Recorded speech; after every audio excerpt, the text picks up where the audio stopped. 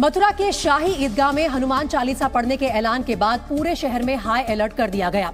इस बीच पुलिस ने एक शख्स को हिरासत में ले लिया। श्री कृष्ण जन्मभूमि के पास से पकड़ा गया ये शख्स कावड़ लिए हुए था और शाही ईदगाह मस्जिद में घुसने की कोशिश कर रहा था, जिसे मौके पर तैनात पुलिस ने हिरासत में ले लिया। हिरासत में लिया गया शख्स कांवड़ में लड्डू गोपाल और गंगा जल लेकर आया था। उसका दावा है कि वो शाही ईदगाह का शुद्धिकरण करने जा रहा था।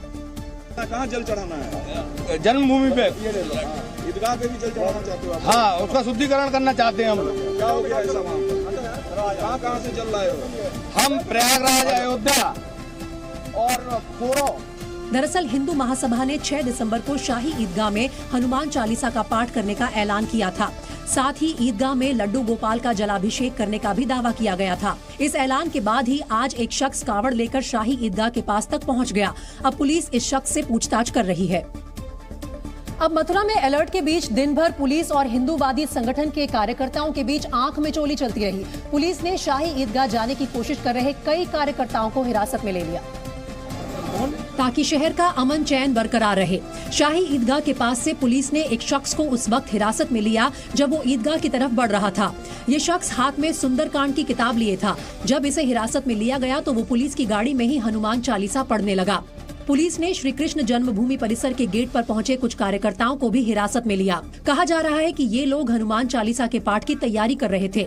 हिंदूवादी संगठन की धमकी के बीच शाही ईदगाह में पुलिस की निगरानी में दोपहर की नमाज पढ़ी गयी। दोपहर की नमाज हुई है और ये पुलिस प्रशासन की निगरानी में सुरक्षा व्यवस्था मुस्तैद है और सभी जो नमाजी हैं वो नमाज करके एक एक कर बाहर आ रहे हैं। और आप देख सकते हैं यहाँ पर पुलिस अलर्ट मोड पर है, सुरक्षा कर्मी यहाँ पे तैनात किए गए हैं।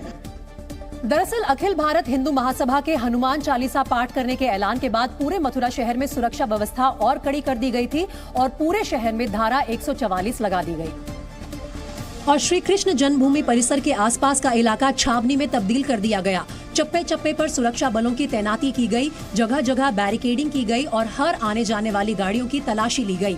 हर संदिग्ध गतिविधि पर नजर रखी गई ताकि किसी भी अप्रिय घटना को टाला जा सके। खुद एसएसपी शैलेश पांडे ने सुरक्षा की कमान संभाली और मौके पर तैनात पुलिस कर्मियों को जरूरी निर्देश देते दिखे। सुरक्षा में कोई चूक न हो इसलिए ड्रोन से भी पूरे इलाके की निगरानी की गई। हमने पूरे क्षेत्र को सुपर जोन्स और सेक्टर्स में डिवाइड करके सिविल पुलिस, पीएससी, ट्रैफिक और हमारे सादे वस्त्रों में हमारी अभिसूचना की जो टीम है लगातार इसमें काम कर रही है। प्रशासन ने सोशल मीडिया पर भ्रामक और भड़काऊ पोस्ट करने वालों को भी चेतावनी दी और लोगों से किसी के बहकावे में न आने की अपील की। प्रशासन के इंतजाम से शाही ईदगाह कमेटी भी संतुष्ट नजर आई। कमेटी के सचिव तनवीर अहमद ने कहा कि कुछ बाहरी लोग माहौल खराब करने की कोशिश कर रहे हैं, लेकिन मथुरा की जनता उनकी कोशिश कामयाब नहीं होने देगी। और कुछ बाहरी लोगों ने इसकी आह्वान करने का काम किया है, लेकिन वो इस काम में इसलिए सफल नहीं है कि उन्हें स्थानीय स्तर पे कहीं भी किसी भी व्यक्ति का या किसी समाज का कोई समर्थन प्राप्त नहीं हुआ। तनवीर अहमद ने कहा कि पूरा मामला अदालत में है और उसके फैसले का इंतजार किया जाना चाहिए। यूपी के डिप्टी सीएम ब्रजेश पाठक ने भी अदालत में मामला होने का हवाला देकर कुछ भी कहने से इनकार कर दिया। क्योंकि मामला न्यायालय में है, अभी हमारा कुछ कहना उचित नहीं होगा। उधर अयोध्या में बाबरी विध्वंस के 30 साल पूरे होने पर हाई अलर्ट रहा। इस दौरान शहर की हर अहम जगह पर सुरक्षा बलों की तैनाती की गई। चप्पे चप्पे पर सुरक्षा के कड़े इंतजाम किए गए और हर आने जाने वाली गाड़ियों की तलाशी ली गई। सुरक्षा बलों को कोई संदिग्ध व्यक्ति दिखा तो उसको रोककर जांच की गई। दिन भर पुलिस मुस्तैद रही ताकि कोई अमन चैन बिगाड़ने की साजिश ना कर सके। इससे पहले पुलिस और सुरक्षा बलों के जवानों ने सोमवार रात पैदल गश्त भी की, जिसमें एसएसपी मुनिराज जी समेत कई बड़े अधिकारी भी शामिल हुए। उज्जैन महाकाल मंदिर परिसर में तरह तरह के वीडियो और रील्स बनाकर उनको सोशल मीडिया पर पोस्ट करना अब मुश्किल होगा, क्योंकि महाकाल मंदिर प्रबंधन ने परिसर में मोबाइल फोन पर पूरी तरह से प्रतिबंध लगा दिया है। यानी अब भक्त मंदिर परिसर में मोबाइल लेकर नहीं जा पाएंगे और उन्हें अपना मोबाइल बाहर ही छोड़ना होगा। मंदिर के एंट्री गेट पर मोबाइल रखने के लिए लॉकर बनाए जाएंगे, जहां टोकन सिस्टम के जरिए मोबाइल जमा करवाए जाएंगे।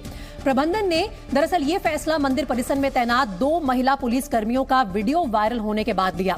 बताया गया कि ये दोनों महिला सुरक्षा कर्मी मंदिर परिसर के भीतर तरह तरह के वीडियो रील्स बनाकर उन्हें सोशल मीडिया पर पोस्ट करती थी।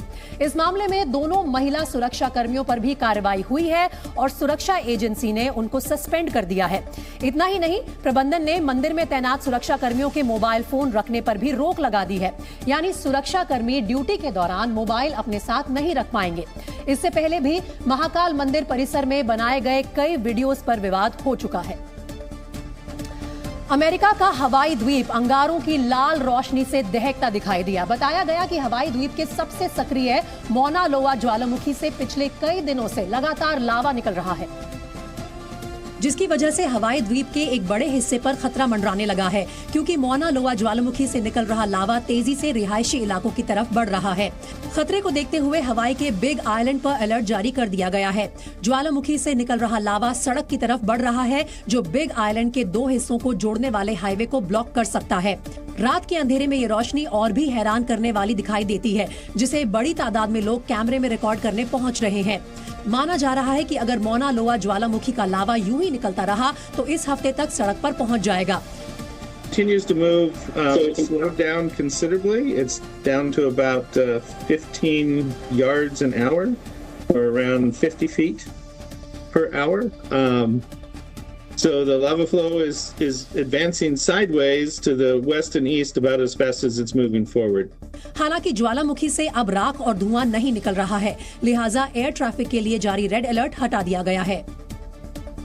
सिर्फ अमेरिका का हवाई ही नहीं, बल्कि इस वक्त दुनिया के 2 और हिस्से ज्वालामुखी विस्फोट से दहशत में हैं। इटली के माउंट स्ट्रोम्बोली ज्वालामुखी में रविवार को जबरदस्त विस्फोट हुआ, जिसके बाद वहां तेज धमाके के साथ जहरीली गैस, धुआं और लावा निकलता दिखाई दिया। विस्फोट के बाद जैसे ही लावा बहता हुआ समंदर में पहुंचा तो आसमान में कई मीटर ऊंचा गुबार उठा। इससे पहले वहां 4.6 तीव्रता का भूकंप भी आया और समंदर में करीब 1.5 मीटर ऊंची लहरें भी उठी। ज्वालामुखी फटने के बाद पूरे इलाके में ऑरेंज अलर्ट जारी कर दिया गया है। इटली से 11,000 किलोमीटर दूर इंडोनेशिया में भी ज्वालामुखी विस्फोट हुआ।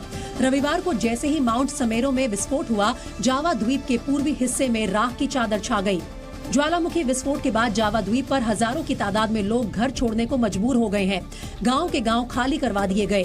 खतरे को देखते हुए प्रशासन ने ज्वालामुखी के 8 किलोमीटर के दायरे में लोगों के जाने पर पाबंदी लगा दी है। जम्मू कश्मीर के शोपियां जिले में सुरक्षा बलों ने एक बड़ी आतंकी साजिश को नाकाम कर दिया। सुरक्षा बलों को नुकसान पहुंचाने के लिए आतंकियों ने 5 किलो का एक आईडी प्लांट किया था, जिसे सुरक्षा बलों ने बम निरोधक दस्ते को बुलाकर डिफ्यूज कर दिया। आईडी मिलने के बाद सुरक्षा बलों ने आसपास के इलाके को घेर कर तलाशी अभियान भी चलाया।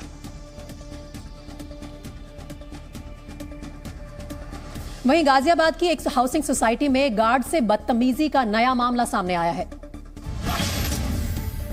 दिल्ली से सटे गाजियाबाद में एक शख्स का गुस्सा सोसाइटी के गार्ड पर फूटा। गार्ड को दरवाजा खोलने में देरी होने के बाद दबंग शख्स ने गार्ड को बेरहमी से पीटा। इस घटना का वीडियो अब सोशल मीडिया पर वायरल हो रहा है। एमपी के दुर्ग में ट्रैफिक पुलिस जल्द ही पेपरलेस होने जा रही है। दुर्ग पुलिस को 35 ई चालान मशीन दी गई है, जिसकी मदद से पुलिस को गाड़ी की पूरी जानकारी मिलेगी। साथ ही डिजिटल तरीके से ही चालान काटा और उसका भुगतान होगा। रतलाम में तेज रफ्तार ट्रक हादसे का शिकार हो गया। हाईवे ब्रिज पर दौड़ता ट्रक अनियंत्रित होकर डिवाइडर से टकराया और पुल से नीचे जा गिरा। इस हादसे में ट्रक ड्राइवर की मौके पर ही मौत हो गई। हरियाणा के अंबाला जिले में एक कार के नहर में गिरने से एक ही परिवार के 4 लोगों की दर्दनाक मौत हो गई। पुलिस ने शवों को पोस्टमार्टम के लिए भेज दिया है। वहीं अब हादसे की वजह की जांच की जा रही है।